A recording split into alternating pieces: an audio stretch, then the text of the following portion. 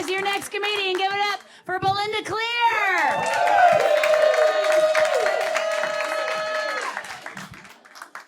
Oh, wow, I'm excited to be here. Feel free to call me by my nickname, Beyonce. It was obvious. Oh, man, I'm originally from Nova Scotia. So this is, and every time I say that, half of the room says, where is Nova Scotia? And the other half of the room is like, damn, I didn't know there was black folks in Nova Scotia.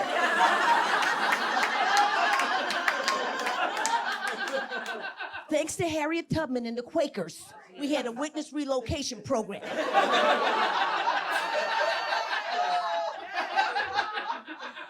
Really no difference between a black Canadian and a black American, except we were faster. We made it.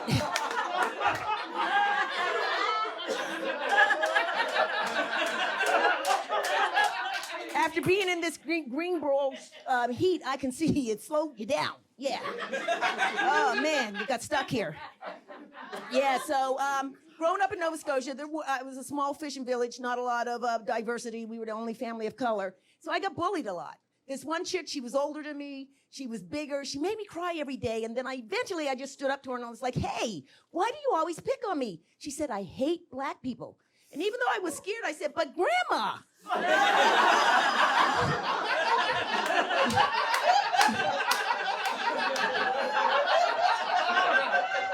You're black too.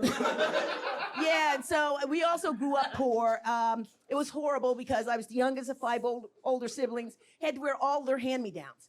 Really sucked because they were all brothers. I said to my mom, come on, can't I have something of my own? And she was considerate with only a few things. Like I had my own toothbrush, didn't have to share my underwear with my brothers, and oh, God bless her, super generous when it came to fathers. All six of us had our own.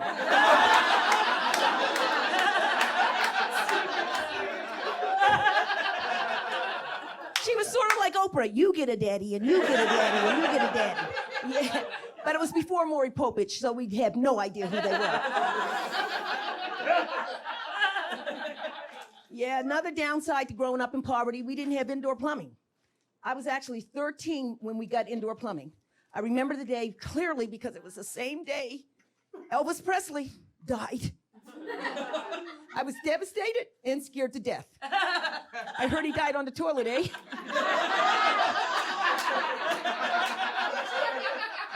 I thought that thing killed him. I was like, Grandma, after you.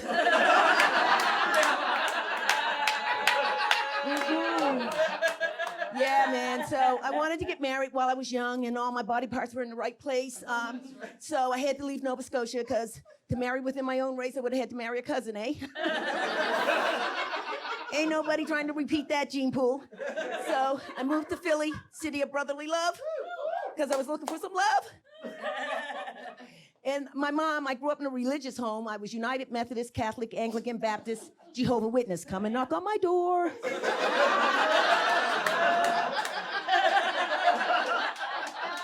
She told me to pray for my husband, so I did. Now, Amy, down to sleep. Lord, send me a man that I can keep. Then you get married. You come home. And that's when the work begins, man. They're so demanding. They want you to come home every night. Give up your boyfriends. Sleep in the same bed. Oh.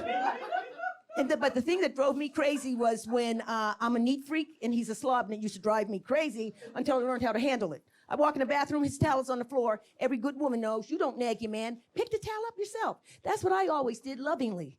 Shook it out and folded it like any loving wife would. Then I walk over to the toilet where he peed on the seat. Dry it off with his towel, then I'd hang it up.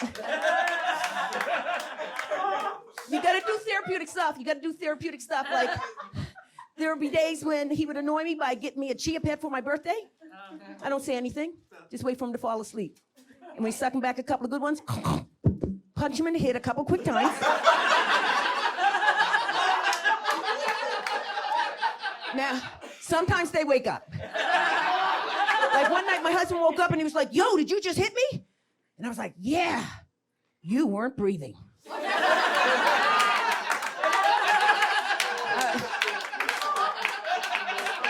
Sweetie, you better go get one of them tests. You might have sleep apnea. The dude got a test, he did. sleep apnea.